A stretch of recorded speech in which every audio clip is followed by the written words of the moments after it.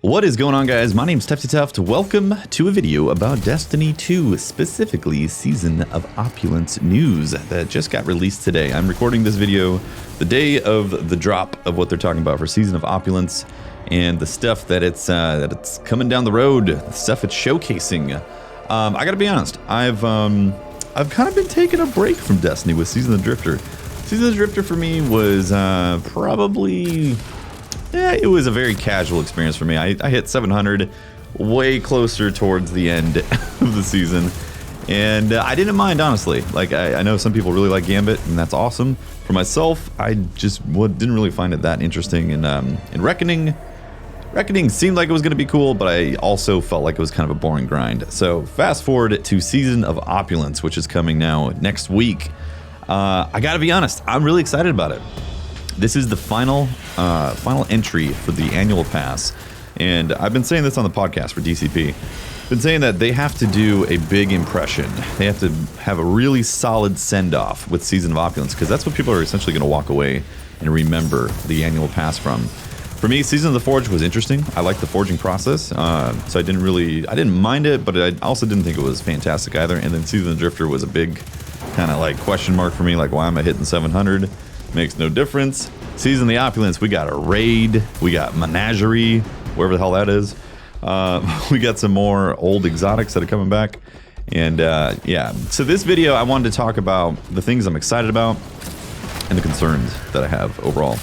So first things first, new raid. I'm always super excited about raids in Destiny because Bungie has an incredible ability to craft an experience that people get to go in and share for the first time, and loot's exciting. You know, there's like a hidden exotic potentially. There's these set pieces that just feel cinematic. Usually the bosses are exciting. You know, like that's one of the things that makes Destiny an incredible title, an incredible experience for players. Is the raiding, whether or not you actually raid all the time or whether or not you watch videos on it. It's always exciting to see what Bungie puts out for that experience with raids. So that's the big one for me.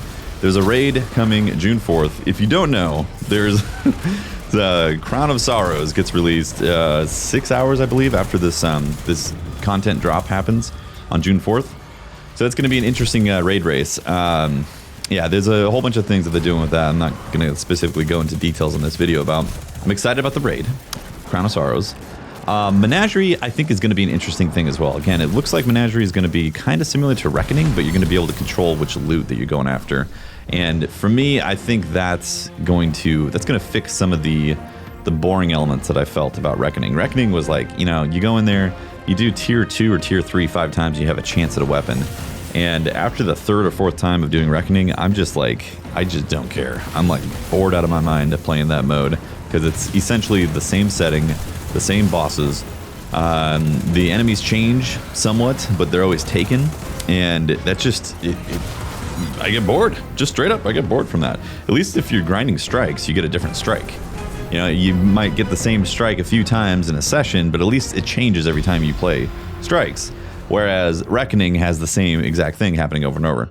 Menagerie potentially could be that same thing as well, but with the ability to actually choose which rewards you get with this upgrade path type of thing that they're talking about.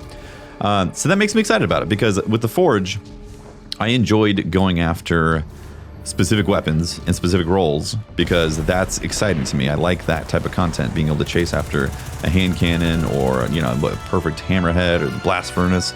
Like I like that type of experience. And when I don't know if I'm ever going to get another blast furnace because RNG might screw me today, that doesn't seem fun. And that's what the Reckoning does. So Menagerie potentially could fix that. It's also going to be a 6-man activity. So Forges were 3-man, Reckoning's 4-man, and now Menagerie's 6-man activity. So that's going to be cool. And there's also going to be a heroic mode, that's not going to be match made, which I find interesting as well. And it's a big question mark. I don't know exactly what they could potentially do with that. Maybe there's the best versions of gear. Maybe they're going to have like some sort of adept type of thing going on with the weapons. So you have like basic Menagerie weapons, or maybe there's going to be a select number of weapons that only drop from heroic mode, which that's probably more likely what it is.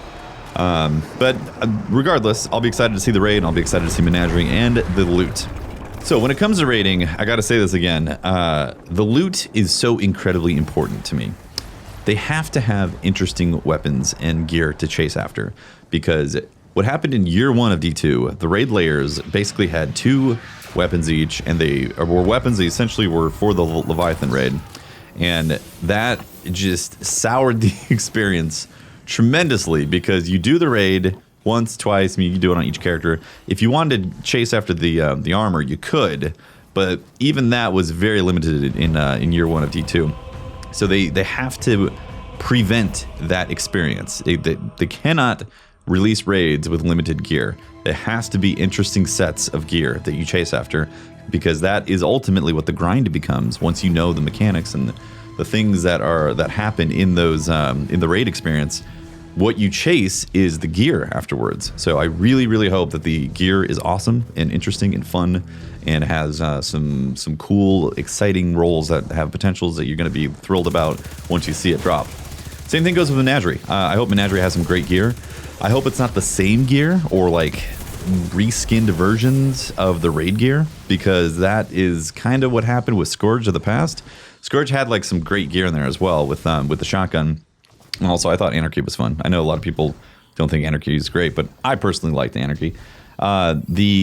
The Menagerie, I really hope, has its own gear. Now, if you go off of past experiences with Bungie, this is probably not going to be the case. Menagerie and the raid are probably going to share similar sets of gear. I'm going to go in expecting that, so I don't get disappointed, but I would prefer Menagerie and the new raid, Crown of Sorrows, to have their own fleshed out sets of gear and an exotic associated with each as well that are exciting to chase after. Because again, for me, I play Destiny because the loot is interesting. The gunplay is great, obviously, and the visuals are amazing, but like the loot is usually the thing I want to chase after.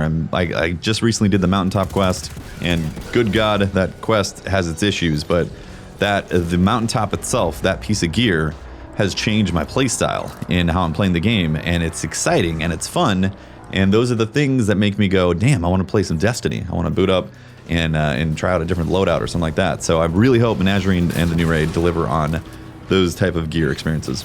Speaking of gear, there is exotics coming as well.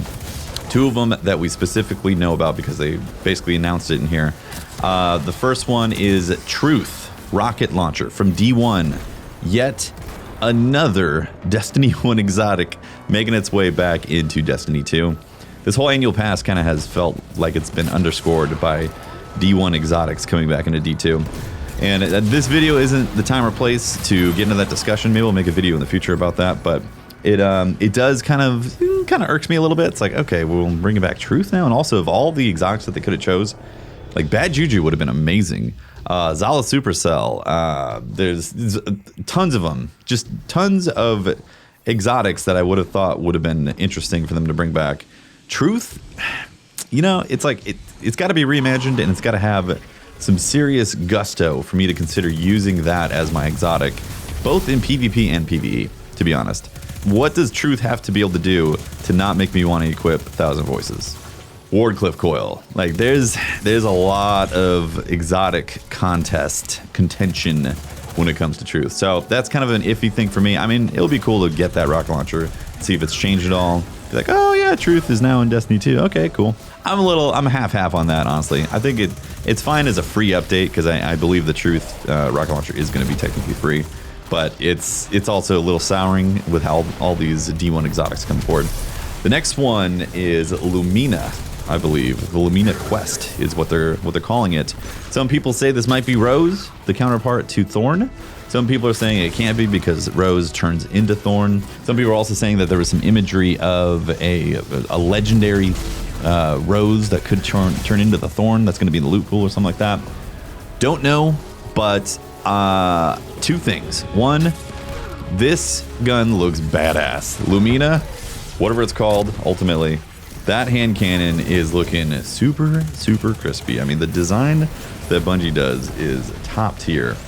And it's going to be July 2nd. So another thing is a lot of this is time gated, but we're used to it at this point with the way the season pass has been going. So the other thing is it's another exotic hand cannon, which I just...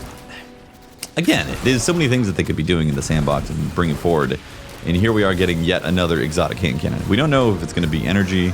If it is energy, then that's cool. That's at least a little bit different. But if it's another kinetic exotic hand cannon, I mean, I love Last Word. I love Ace of Spades. Don't get me wrong. I recently just did the Thorn quest because, again, Season of the Drifter has been a big question mark for me of like why. And I just got the Thorn recently, and it's a great hand cannon. It feels awesome. It's a lot of fun.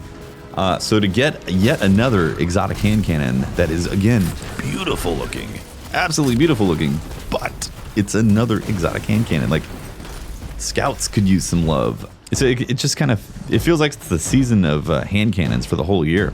But yeah, I'm definitely looking forward to these exotics. I don't want to come across as I'm complaining and being like, why bring these exotics into here? This is BS, blah, blah, blah. I'm definitely not saying any of that. I'm just, as a D1, day one Destiny 1 player, looking at the way this is shaping up, like, I find some of these choices interesting and funny. I will definitely be excited to check out the Lumina quest and get this exotic and see what kind of perks it has.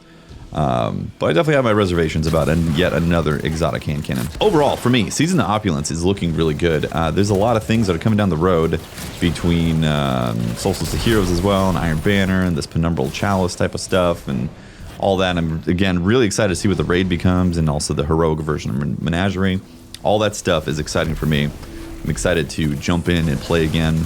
I've also started playing PvP again. I took about 6 months, actually no, longer. I stopped playing PvP essentially after Forsaken came out because I think I was just burnt out. I had played enough Destiny PvP to where I've seen the majority of the experiences turn out and play out. And I was just like, well, I think I'm done. I need a break from it. So I stopped playing it for the most part and just recently started getting back into it because I wanted to get Recluse for the raid. And then I decided to get Mountaintop. And I've been having a lot of fun playing the PvP. There's big time issues with quick play right now. No doubt about it. The sandbox has some major issues with the way supers are essentially running free.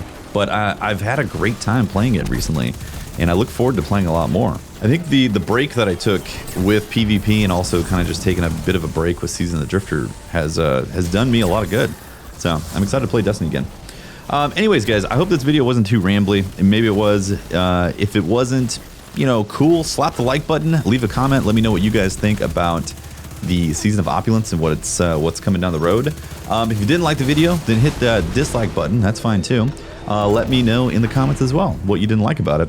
Also, if you dislike Season of Opulence, what you've seen, let me know in the comments as well. I wouldn't mind having like a bit of an open discussion about this, and then possibly maybe do a follow-up video as well. I'm also considering maybe doing like a roundup of the season pass and what my overall thoughts are after seeing it play out for basically nearly the full experience from Forsaken on, and then kind of have a discussion about that. Alright guys, that is it for this video. Thank you so much for watching. Once again, my name is Tefty. You can follow me on Twitter, twitter.com/Teft. I do respond relatively well. I have my times where I'm not doing social media, and then other times where I am doing social media. So you can talk to me on there. Again, you can leave a comment on this video. You can also follow me on Twitch, twitch.tv/TeftyTeft. I usually stream around 6 p.m. Pacific time. Give or take a half hour, usually never on time. And usually Monday through Saturday, and we do the DCP podcast, Destiny Community Podcast, on Thursdays at 6 p.m. Pacific time. And we have a new podcast as well with Eric's. It is DCP Side Quest, which is done live on at 1 p.m. Mondays, 1 p.m. Pacific time Mondays. And all that is on the DCP_live Twitch channel, if you want to check that out. Thank you very much for watching, guys. I will see you next time.